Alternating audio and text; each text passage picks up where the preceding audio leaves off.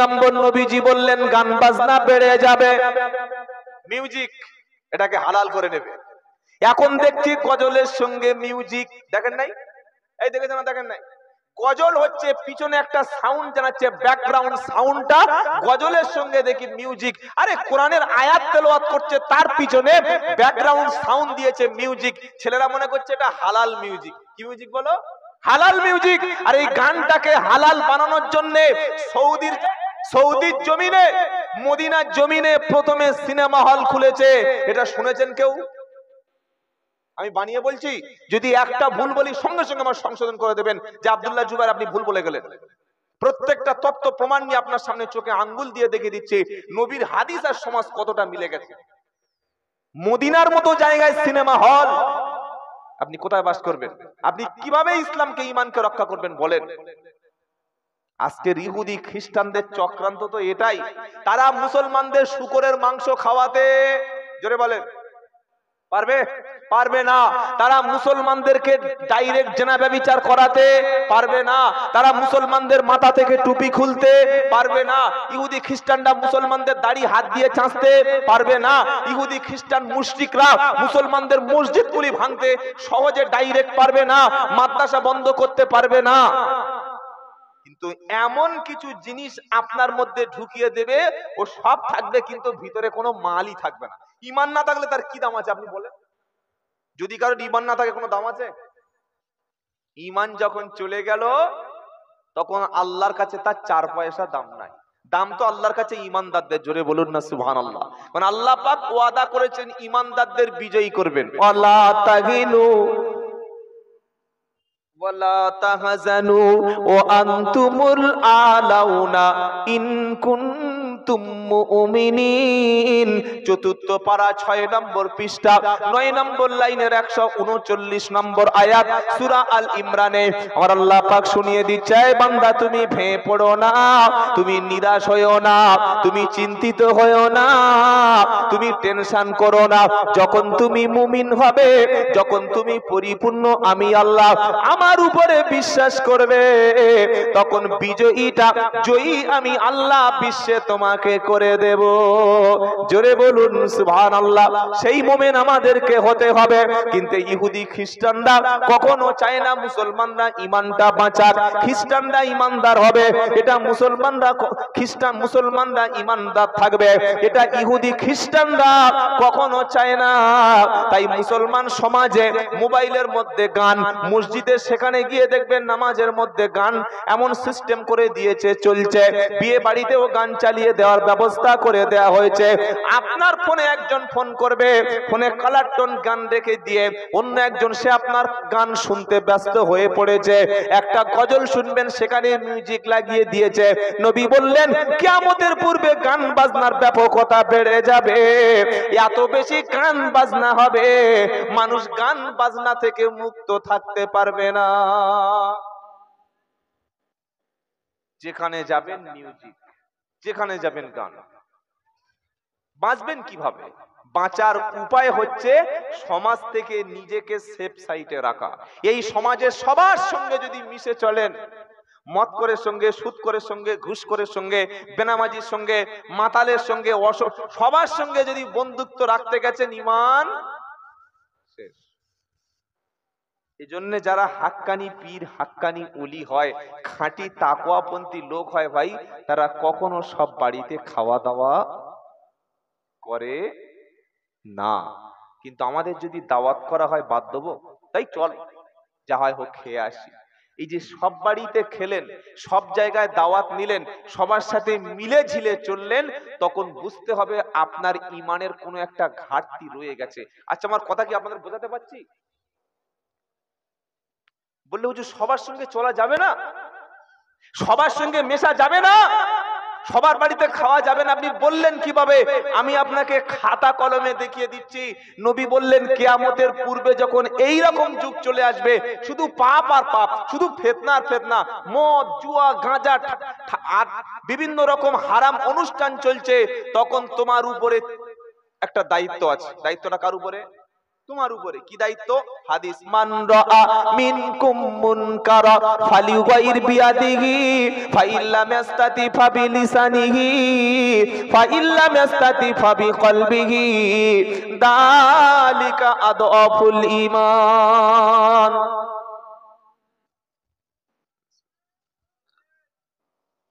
কি কি দায়িত্ব আমাদের উপর আছে শুনেন হাদিসটা।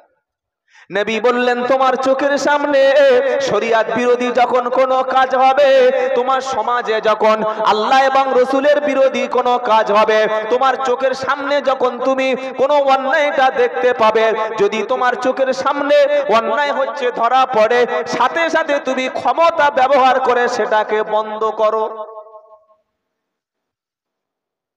ক্ষমতা ব্যবহার করে, আপনারা অন্যদিকে তাকিয়ে আছেন, যদি কোনো পাপ দেখেন সাথে সাথে ক্ষমতা বন্ধ করে রুখে দাও। পাড়ার ছেলেরা বললো একটা জলসা দেব, সেখানে অবশ্যই পয়সা দাও। একটা মেয়ে বিয়ে দিতে পারছে না, অবশ্যই সেখানে তুমি পয়সা দেবে। একটা মানুষ অসুস্থ, অবশ্যই সেখানে তুমি পয়সা দেবে। একটা ছেলে আলেম হতে চাচ্ছে, অবশ্যই পয়সা দেবে, সেখানে সওয়াব হবে। একটা মেয়ে এসে কঠিন অসুস্থ অবস্থায় পড়েছে, হিন্দু কিংবা মুসলমান দেখবে না, সে যদি গরিব হয়ে তোমার কাছে হাত পাতে, অবশ্যই তুমি সহযোগিতা করবে। উচ্চ মাধ্যমিক পাশ করে একটা ছেলে উচ্চ পড়াশোনা করতে চায়, ভর্তি হতে চায়, ভালো শিক্ষিত হতে চায়, টাকা নেই পয়সা নেই, তুমি সহযোগিতা করো, অবশ্যই সওয়াব হবে। গ্রামে একটা মাদ্রাসা, গ্রামে একটা মক্তব আছে, মাদ্রাসা নাই, কিছু লোক বলল এখানে 10টা ইতিম ছেলে রেখে আমরা মানুষ করব, হাফেজে কোরআন করব, আলেমে দ্বীন করব। তুমি সেই জায়গায় তোমার অর্থের টাকা যদি খরচ করো, নবী বললেন এটা সদকায়ে জারিয়া আর সওয়াব হয়ে যাবে। ছেলেরা বলছে আমাদের একটা ড্যান্স দেবো, এই বড় বড় আর্টিস্টরা আসবে, আধ ঘন্টা ড্যান্স করবে, 1.5 লাখ টাকা। এই কদিন আগে সালমান খান আমাদের কলকাতায় এসেছিল, জানেন? জানেন না? শুধু দেখার জন্য টিকিট 4 লাখ টাকা। দেখবে মানে ওই শয়তানটা এসে এই যে স্টেজ পারফরম্যান্স রয়েছে, স্টেজে আধ ঘন্টা বা 40 মিনিট থাকবে, 3টে বা 4টে গান করবে, ওর সঙ্গে পতিতাখানার আড্ডা নোংরা মহিলাদেরকে তুলে এনে নাচাবে। আর ওইটাকে দেখতে 20 থেকে 30 হাজার টিকিট বিক্রি হয়েছে, আর 20 থেকে 30 হাজার টিকিট, শেষের টিকিট গুলোর দাম 4 থেকে 5 লাখ টাকা আধ ঘন্টায়। কি বলবেন বলেন? কলকাতা ইডেন গার্ডেনে যখন খেলা হয়, যখন অস্ট্রেলিয়ার সঙ্গে ভারতের খেলা পড়ে, বিভিন্ন দেশের সঙ্গে যখন খেলা পড়ে, নিউজিল্যান্ডের সঙ্গে আমাদের বিরাট কোহলির যখন খেলা পড়ে, এলাকার ছেলেরা টিকিট কেটে ইডেন গার্ডেনে যায় না? যায় না? হ্যাঁ না বলেন? যায়।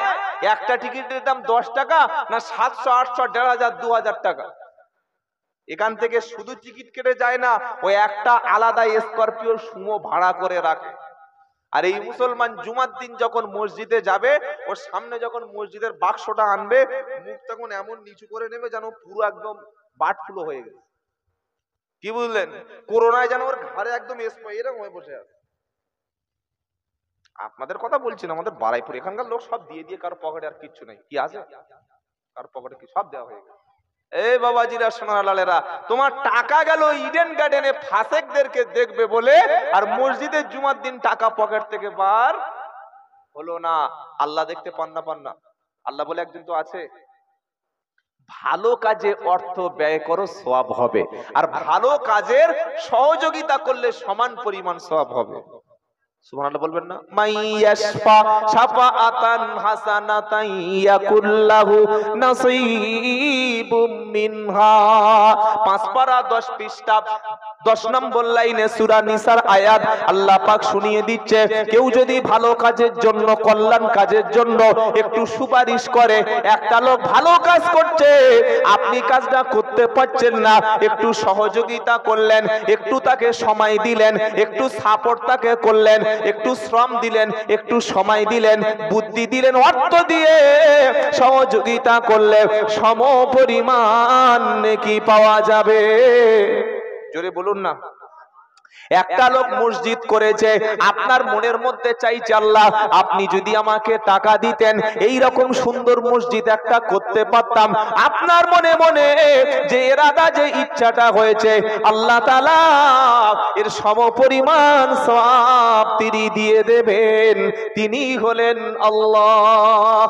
তাই নবী সাল্লাল্লাহু আলাইহি ওয়াসাল্লাম বলেন, তোমার সমাজে যখন তুমি শরিয়াত বিরোধী কোন কাজ দেখবে, যে কাজটা আল্লাহ পাকের শরিয়াতে হারাম, যেটা নবী সাল্লাল্লাহু আলাইহি সাল্লাম নিষেধ করেছে, ওই রকম শরিয়াত বিরোধী যখন তুমি কোন কাজ দেখবে, সর্বপ্রথম তোমার দায়িত্ব হলো হাত দিয়ে, ক্ষমতা দিয়ে তুমি সর্বপ্রথম রুখে দেবে। পাড়ায় একটা টিম তৈরি করো, এমন একটা সংগঠন করো, এমন একটা ক্লাব তৈরি করো, যুবকেরা ঐক্যবদ্ধ হয়ে শরিয়াত বিরোধী, ইসলাম বিরোধী কোন কাজ পাড়ায় যদি তুমি রুখে দাও, আল্লাহর নবী বললেন ক্ষমতা দিয়ে, হাত দিয়ে রুখে দেওয়ারও নাম হলো, এটা হলো ফার্স্ট ক্লাস ইমানদার। জোরে বলুন সুবহানাল্লাহ। হাত দিয়ে তোমার যদি ক্ষমতা না রুখে দিতে পারো, হাত চালালে যদি তোমার পাড়ায় না বাস করতে দেয়, তোমাকে যদি ঘাড় ধাক্কা মেরে বাংলাদেশে পাঠিয়ে দেয়, হাত দিয়ে অন্যায় প্রতিবাদকে রুখে দিলে, তোমাকে যদি এলাকা ছাড়া করে দেয়, আল্লাহর নবী বলেন ফাইল্লাম ইয়াস্তাতি ফাবিলিসানিহি, কমপক্ষে তুমি মুখ দিয়ে প্রতিবাদ করো, কমপক্ষে তুমি মুখ দিয়ে প্রতিবাদ করো। ভাই এই কাজটা ঠিক হচ্ছে না, এই কাজ পাড়ায় করতে দেওয়া যাবে না, ওরা যে কাজটা করছে ভুল করছে, এই কাজটা এই পাড়ায় হবে কেন, কার সাহসে এই কাজটা করছে? তুমি মুখে ক্ষমতা আছে, হাতে তোমার ক্ষমতা নাই, তুমি অন্তত মুখ দিয়ে প্রতিবাদ করে রুখে দাও। মুখ দিয়ে অন্যায় দেখে প্রতিবাদ করে রুখে দেওয়ার নাম হলো সেকেন্ড ক্লাস ইমানদার। জোরে বলুন না সুবহানাল্লাহ। এখন কে আর মুখ খুলবে? ইমাম মুখ খুললে চাকরি নাই, বক্তা মুখ খুললে দাওয়াত নাই, পীর সাহেব মুখ খুললে মুরিদ নাই। কি বলছেন বলেন? তবে হাক্কানি ওলি, হাক্কানি আলেম, হাক্কানি ইমাম, হাক্কানি ওয়াইজিন কিয়ামত পর্যন্ত টিকে থাকবে। জোরে বলুন না সুবহানাল্লাহ। যাদের সংখ্যা খুব কম দেখতে পাবেন, হকের সংখ্যা কম হয় না বেশি হয়? কি বলছেন? বাতিলের সংখ্যা সব সময় বেশি আর হকের সংখ্যা কম। থাকবে ভালো মানুষ, নিশ্চয়ই থাকবে। ভালো মানুষ আছে বলে পৃথিবীটা টিকে আছে। তাহলে সেকেন্ড ক্লাস ইমাম কি? মুখ দিয়ে প্রতিবাদ করা, বক্তব্য বুঝে নিয়ে চলে যাবেন, শুনে নিয়ে যাবেন, খালি হা হা করে আমরা যেন সুর শুনে না পালিয়ে যাই। সেকেন্ড ক্লাস ইমান। এই এই এই বাবা,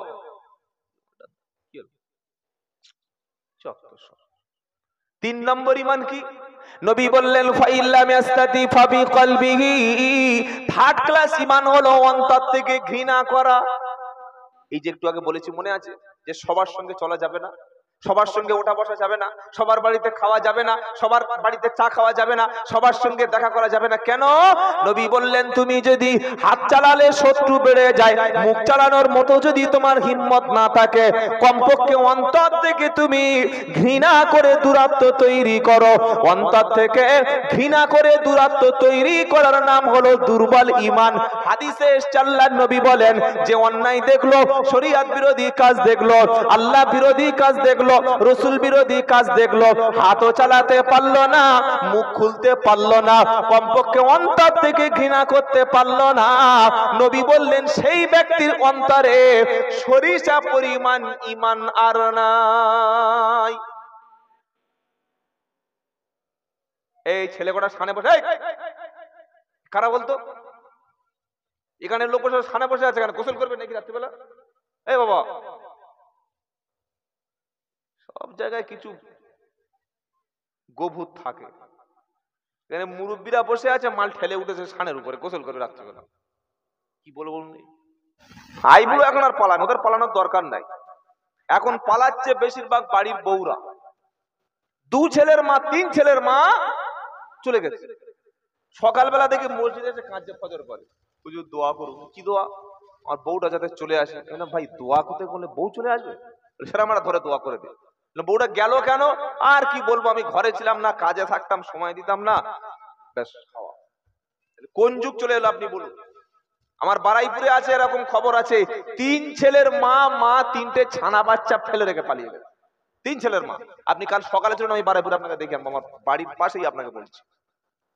তো যদি জেনা ব্যভিচার এরকম বাড়ে, ভূমিকম্প হবে না? হবে না। আল্লাহর জমিনে কুকুরের মতো ব্যবহার করবে মেয়েদের সঙ্গে, আল্লাহর জমিনে পশুর মতো ব্যবহার করবে, শুকরের মতো ব্যবহার করবে, গাধার মতো ব্যবহার করবে, জানোয়ারের মতো ব্যবহার করবে। আল্লাহ জানোয়ার রাখবে? কি বলছেন বলে? আল্লাহ জানোয়ারকে কেন মাটির উপরে রাখতে যাবে?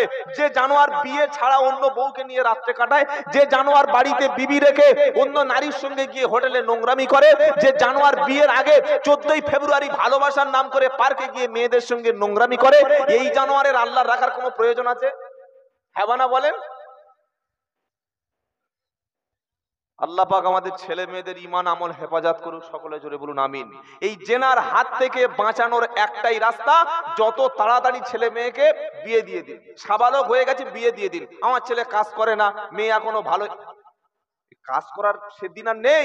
ছেলের 22-23 বিয়ে দিয়ে দিন, 20 বছর হয়ে গেছে বিয়ে দিয়ে দিন, মেয়ের 18 হয়ে গেছে বিয়ে দিয়ে দিন। কেন? যুগটা হচ্ছে ফিতনার যুগ। কিসের যুগ বলেন? ফিতনা। আর সবচাইতে বড় ফিতনার নাম কি? ইমান আছে তো সবার? কত মুসলমানের ইমান এই একটাই ধ্বংস করে দিয়েছে। সারা জীবন তাহাজ্জুদ পড়ে এসেছে মুসাল্লি, জীবনে কোনো নারীর দিকে তাকায়নি। চায়ের দোকানে গেছে, সবাই হাতে একটা করে মোবাইল।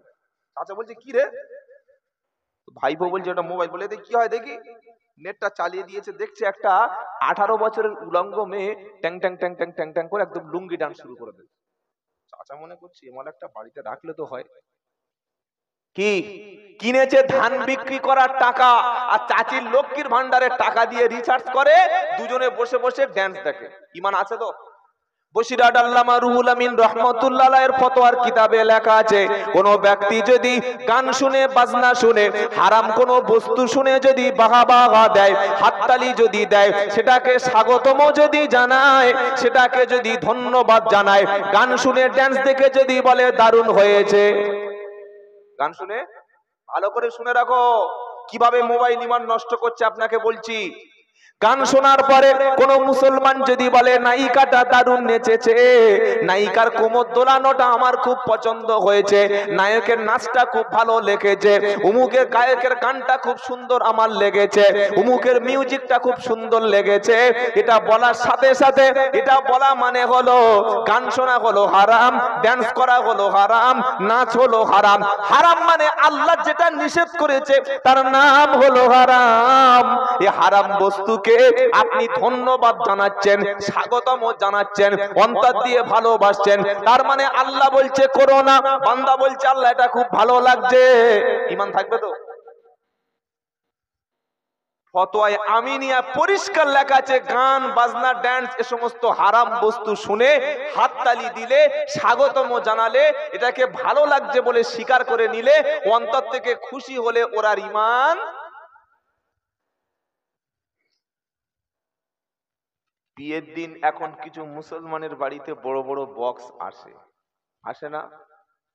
বিয়ের আগের দিন বক্সে গান বাজনা, আর বউ এনে মিলাদ। আপনি বোঝেন, গরুর 3 কেজি গোশের সঙ্গে 1 পিস কুকুরের গোশ মিশিয়ে দিলাম, খাওয়া হালাল হবে? 1 পিস কুকুর দিয়েছি, কি আছে? হারাম আর হালাল যখন মিশে যায়, শরিয়তের হুকুম হচ্ছে তখন ওটা হারাম হয়ে যায়। কথা বুঝেছেন না বোঝেন নাই? হালালের সঙ্গে হারাম মিশে গেলে ওটা কি হয়? হারাম হয়। তো বিয়ের আগের দিন তুমি মুসলমান দাবি করো, বিয়ের আগের দিন তুমি মুসলমান দাবি করলে, মেয়ের বাপের বাড়ি থেকে টাকা নিয়ে বড় বক্স বাজিয়ে দিলে, আর বিয়ের পরের দিন মিলাদ দিলে। আমার দাওয়াত করলে আমি তো যাবো, কারণ গেলে তো কিছু মাল করি পাবো। এটা আপনাদের বলছি না, আমার কথা বলছি। গেলাম, হুজুর একটু দোয়া করুন মেয়ে যাতে বরকত হয়, ছেলের বরকত হয়। তো হুজুর যখন দোয়া করে প্রথম কি বলে? রব্বানা যালামনা আনফুসানা ওয়া ইল্লাম তাগফির লানা ওয়া তারহামনা লানাকুনান্না মিনাল খাসিরিন। আয় আল্লাহ তাআলা, যা কিছু সওয়াব হয়েছে, যা কিছু আমল হয়েছে, আল্লাহ সওয়াবের নজরানাটুকুই বিশ্ব নবীর পাক রুহে পৌঁছে দিন, সমস্ত নবীদের রুহে পৌঁছে দিন, ওলিদের রুহে পৌঁছে দিন। বিশেষ করে মৃত আত্মীয় স্বজন, মুরব্বী যারা কবরে চলে গেছে, তাদের প্রত্যেকের কবরে আমাদের সওয়াবটুকু পৌঁছে দিন। এটা বলা হয় না, হয় না?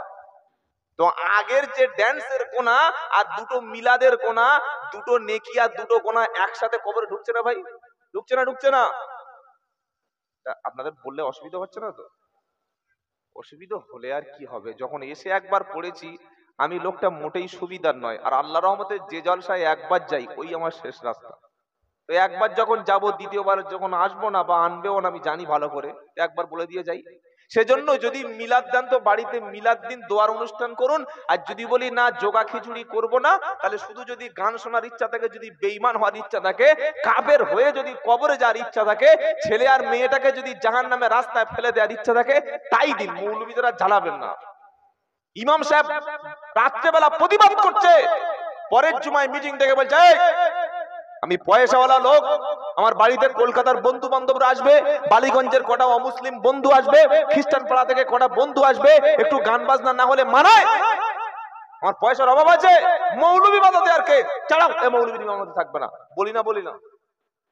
আলেমরা হক কথা বললে যদি বলতে না পারে, তাহলে কিয়ামতের দিন আপনি নবীর সামনে কিভাবে দাঁড়াবেন ভাববেন।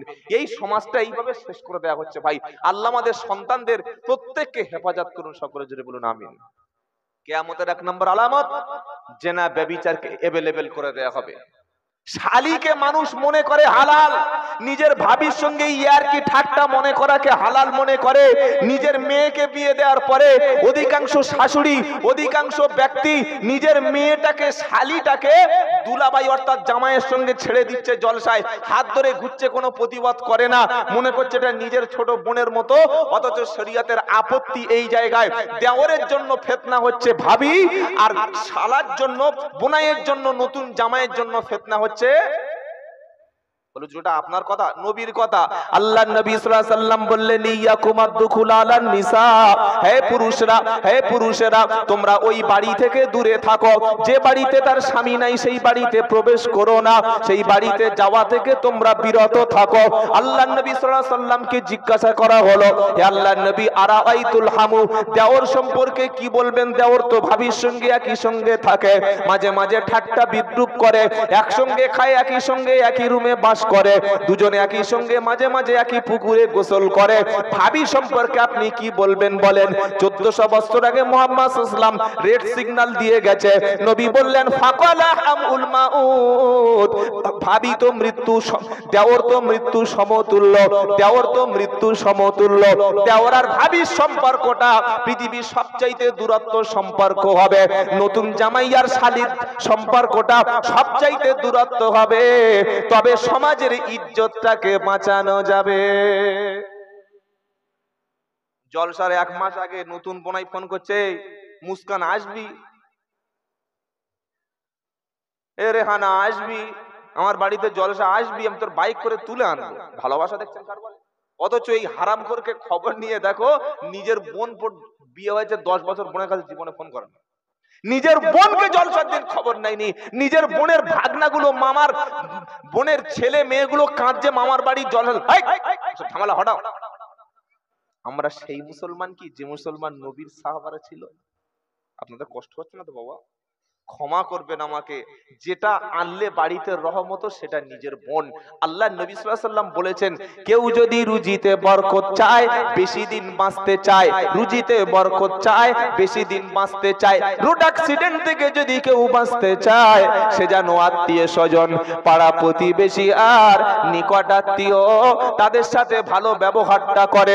জলসার দিনে বোনকে যদি কেউ দাওয়াত করে, বোনাইকে দাওয়াত করে, চাচাতো ভাই চাচাতো বোনকে দাওয়াত করে নিজের বাড়িতে খাওয়ায়, খাওয়ার পরে তাদের মাথায় একটু হাত বুলিয়ে দেয়।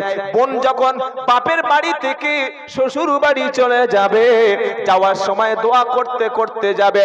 আল্লাহর নবী বললেন, রুজি যদি বাড়াতে চাও, বেশি দিন হায়াতে যদি নেক হায়াত তুমি কামনা করো, আর ব্যবসা বাণিজ্যে যদি তুমি বরকত বাড়াতে চাও, আত্মীয় স্বজন, নিকট আত্মীয়র সঙ্গে ভালো ব্যবহারটা করো, আল্লাহ তাআলা তোমার রুজিতে, তোমার হায়াতে বরকত দান করে দেবেন।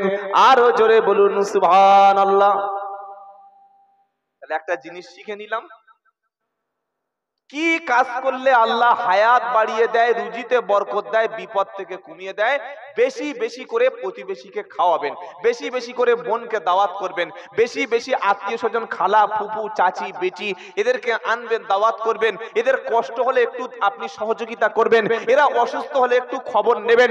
এদের যদি খাবার কষ্ট হয় 2 বস্তা চাল কিনে পাঠিয়ে দেবেন। এরা যদি কখনো ডায়মন্ড হারবার হসপিটালে ভর্তি থাকে বাড়ির কাছে একটু ছুটে গিয়ে দেখে আসবেন। এদের বাড়িতে মেয়ের যদি বোনের বিয়ে দিতে একটু সমস্যা হয় আপনি যতটুকু সামর্থ্য অনুযায়ী সহযোগিতা করবেন, আল্লাহ তার 100 কেন কয়েক হাজার গুণ বেশি আল্লাহ দিয়ে দেবে।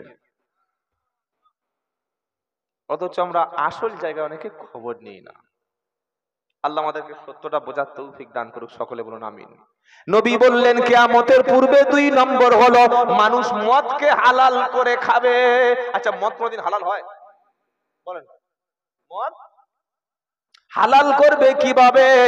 মদের এমন এমন নাম দেবে যেমন আর মদ থাকবে না। হুইস্কি বলবে, বাংলা মাল বলবে, এমন এমন সুন্দর সুন্দর নাম দেবে। মানুষ তখন বলবে ফলের জুস খাচ্ছি। কি বলবে? কিনে এনেছে মদ, স্টাম্প মারা আছে made in India, made in England, made in America, made in বিভিন্ন দেশের নাম দিয়ে স্টাম্প লোগো লেখা রয়েছে মদ। বলছে ভাই এটা মদ নয়, এটা এখন বাংলা মাল, এটা এখন বিলাতি মাল, এটা এখন হুইস্কি, বিভিন্ন এটা রাম খাচ্ছি, এটা এমন এমন নাম দিচ্ছে। মুরব্বীরা শুনে মনে করছে দারুণ ফলের জুস খাচ্ছে, কিন্তু খাচ্ছে কি? খাচ্ছেটা কি? মদ।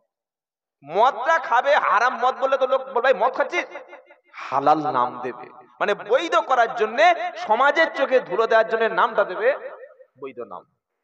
মদ বেড়েছে না বাড়ে নাই? কিছু মনে করবেন না, পশ্চিমবঙ্গের সবচাইতে যে ব্যবসাটা লাভজনক সেই ব্যবসাটা হচ্ছে মদের ব্যবসা, আবগারি দপ্তর। কত কোটি টাকা প্রতি বছর সরকার মদ বিক্রি করে আপনি জানলে সব ছেড়ে দিয়ে মদের দোকানে গিয়ে বলে করে দেখি একবার। অথচ আল্লাহর নবী মদের সঙ্গে ইনভলভ 10 শ্রেণী ব্যক্তির বিরুদ্ধে আল্লাহর নবী লানত করেছেন। বেচে যারা, কেনে যারা, এর লাভ নেয় যারা, তৈরি করে যারা, খায় যারা, খাওয়ায় যারা, সাপ্লাই দেয় যারা, মদের লাভ থেকে লাভাংশ ওঠায় যারা, এই রকম 10 শ্রেণী মদের সঙ্গে যুক্ত ব্যক্তির বিরুদ্ধে আল্লাহর নবী ডাইরেক্ট বদদোয়া, অভিসম্পদ। নবীর বদদোয়া কেউ পেলে জান্নাতুল ফেরদাউসে যাবে, তাই তো বাবা? পুরো ডাইরেক্ট জাহান্নাম। আজকের আমাদের নারীদের নির্যাতনের প্রথম কারণ হচ্ছে মদ। অধিকাংশ মদখোর বাড়িতে এসে নির্যাতন করে, ও হারামখোর জীবনে রাস্তায় কিছু করে না, টোলে টোলে একবার বাড়িতে ঢুকতে পারলে প্রথম বউ দিয়ে শুরু করবে। আপনারা কি বলছেন বলেন? আল্লাহ আমাদের সমাজকে মদের হাত থেকে হেফাজত করেন, যদি বলুন আল্লাহুম্মা আমিন। নবী বললেন কিয়ামতের পূর্বে মাদকতা বেড়ে যাবে, মাদকতার প্রসার ঘটবে।